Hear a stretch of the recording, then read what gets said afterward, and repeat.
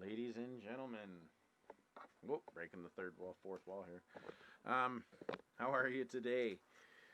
What I want to talk to you about today is extracting bolts, and the reason I want to talk about that is I've just recently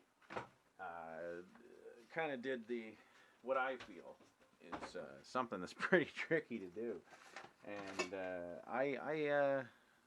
I'm pretty proud of it. Not gonna lie. I'm not here to boast though. I'm here to share. So let's clean up this mess here. Put this over here.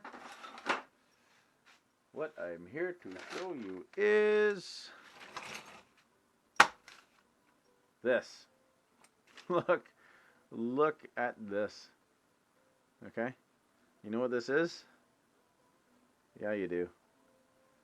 You've seen other guys do it, because I'm not the first video you've stopped and watched. Because this bolt used to be that long. Yes, ladies and gentlemen, I'm talking about exhaust manifold bolts. Alright. Now, if you haven't broke one of these sons of bitches off in your motor on a Saturday or even a Sunday, right before you gotta go to work, you know the heart-wrenching feeling of having to man up and figure a way to get that bolt out of the hole. That's right. And well, I've watched a few videos, and I think I've come up with the best trick. And I'll tell you why. When you have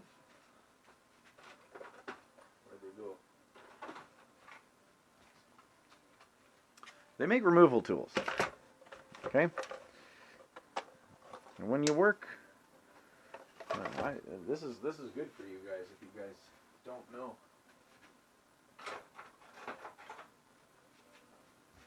So, what I wanted, I spent probably $90 in a set of these and a set of this. And I picked these up from Canadian Tire for, I think they were like 38 bucks.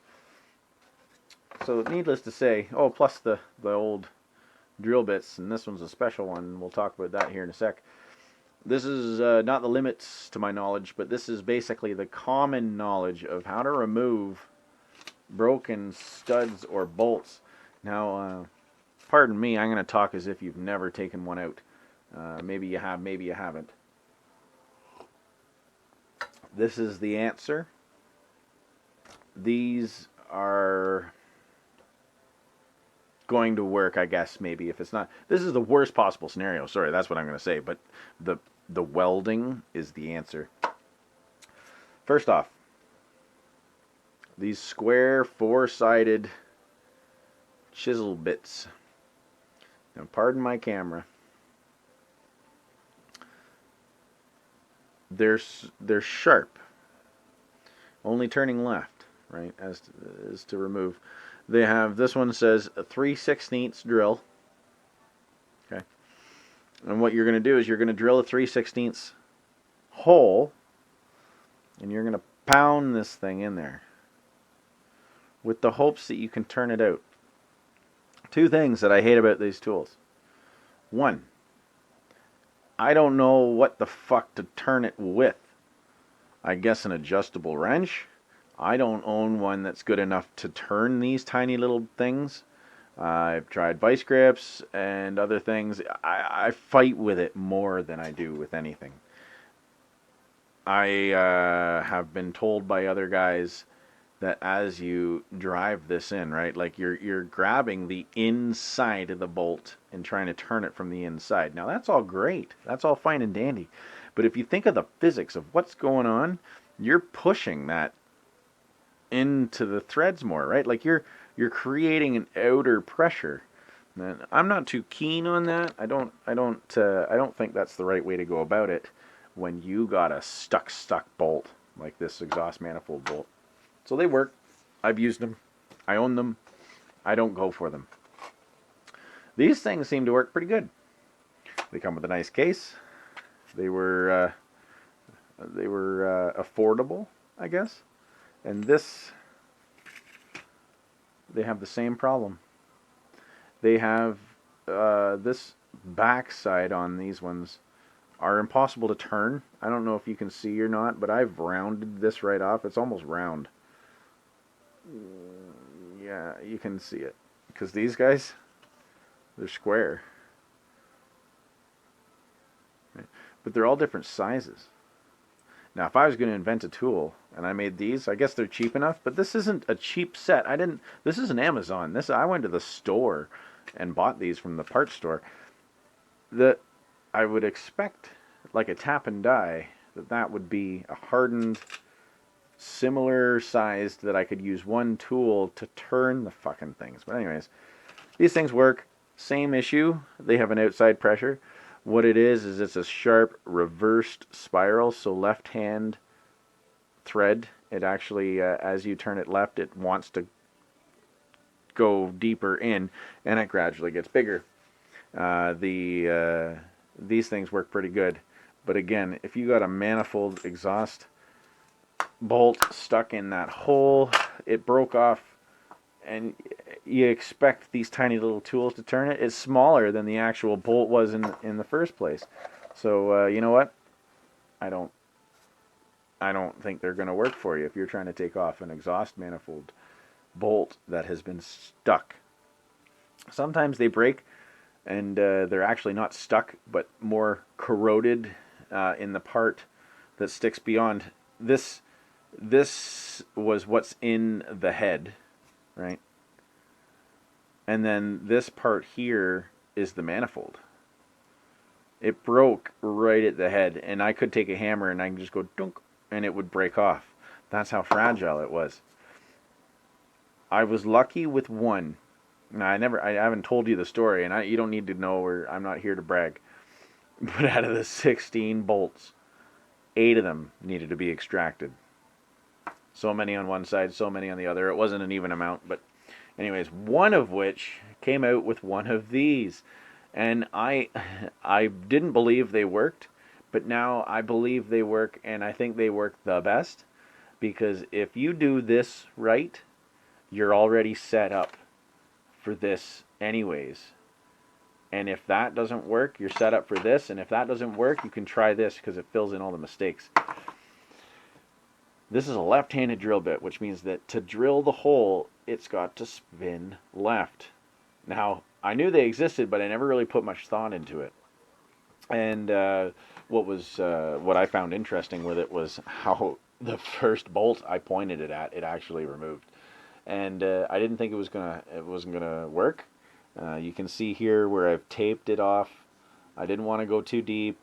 If you drill into these bolts, it can get really, really scary, because if you go through the end of the bolt and go farther than the bolt sticks in, you're drilling into your water jacket, and in turn, you're going to have a whole nother worm of problems that I'm not even going to talk about. So anyways, I taped it off knowing how deep that was going to be, right? I taped that off knowing how deep that was going to be, and I started drilling into it, and then as I got to the very end, it was just whoop, and it pushed it right out of the hole, and it worked. I say it pushed it. This was turning in, and then all of a sudden it turned out. Okay. So anyways, success with these. But the other 7, I was not so lucky. And one of the big things with it was...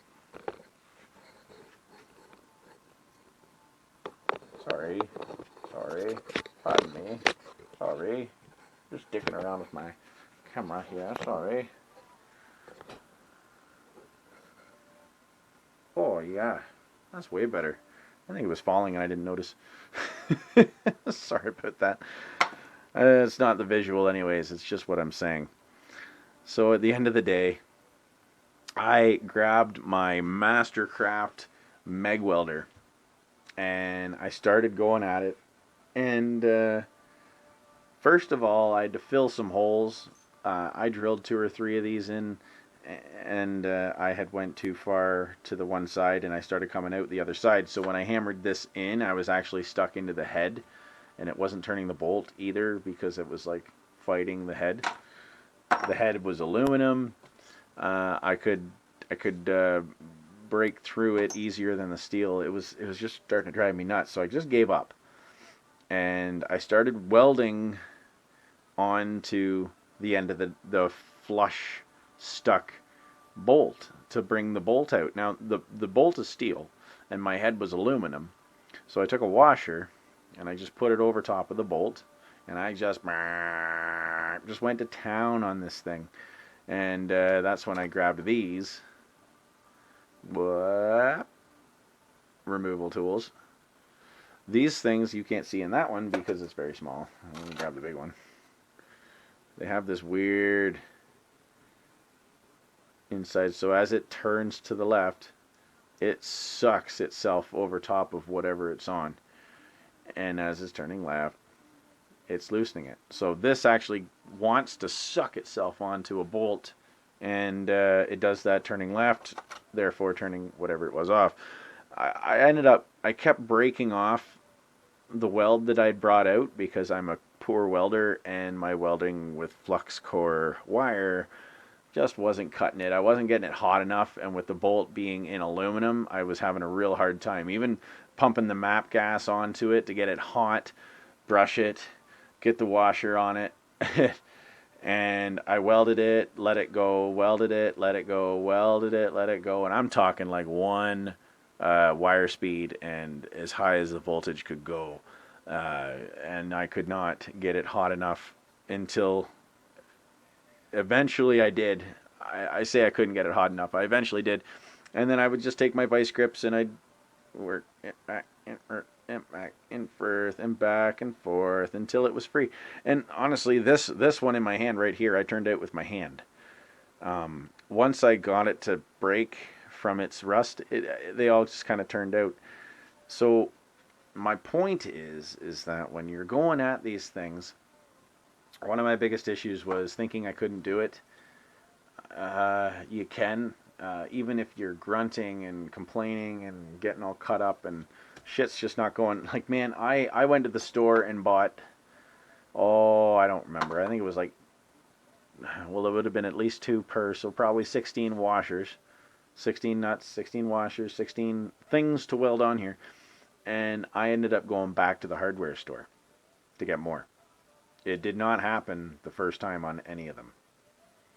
I think by the end I was a half an hour in between bolts, but I was 3 days, guys, 3 days pulling these things out.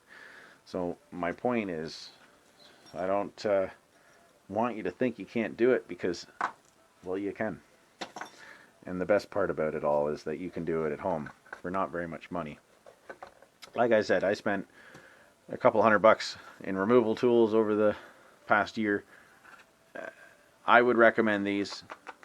I paid, I think, $40, 30 something for them. These live a lifetime. They last you for as long, and like, you won't be buying another set of those right away. These things, I've already broke one, and I learned that if you heat them up, they're no longer hardened steel. The drill bit was $9, and as long as you keep it in good shape, oil it, don't go too fast, don't get it hot, that'll last you a while too. But the welder, $400 welder, can't beat it. The metal glue gun, as it were. And yeah, you just got to stay on it, and you got to try to get it hot, glowing red. There's a couple other tricks if you're talking about exhaust manifold bolts. One of them was a candle. I would blow on this with the MAP gas, and when it was glowing cherry hot, I'd just take a birthday candle and put it on the threads, and it would act like a flux, like if you've ever soldered pipes together for plumbing. It just sucked it all into the threads there, and it creates a lubricant, if you would, or a barrier between the two metals, and it helps. One of the other things is, if you're not aware of, if you get it really hot and then pour water on it and give it a shock, sometimes you can break it free. That works really well when both of the mediums are the same medium. Like if you're using steel bolt in a steel nut and you break the two metals up to temperature and you put the inner metal in the water and make the metal that's in the thing cooler than the thing that's holding on to it, it is now smaller. So that's another trick. That does not work with this so well. I let the truck run, got the truck up to temp, and then started heating the nuts on the truck because the aluminum is such a good heat sink. It absorbs the heat from this, and you would be amazed. As I was welding onto this nut, bolt, whatever, it would glow red, and then you take the welder off and it would just be gone. It was done. Like, it wasn't even hot really anymore. And I could be on that thing with the welder, with the map gas. I ended up friggin' eating a whole apple while I'm waiting for the map gas to go. And when you pull it away, I was touching it with my finger and it wasn't even smoking. Like, it works so well as a heat remover, I guess, tool. So to pour the cold water on the steel bolt really wouldn't do anything, because by the time you take the heat off and put the water on, it's already kind of done that. So that's not your issue.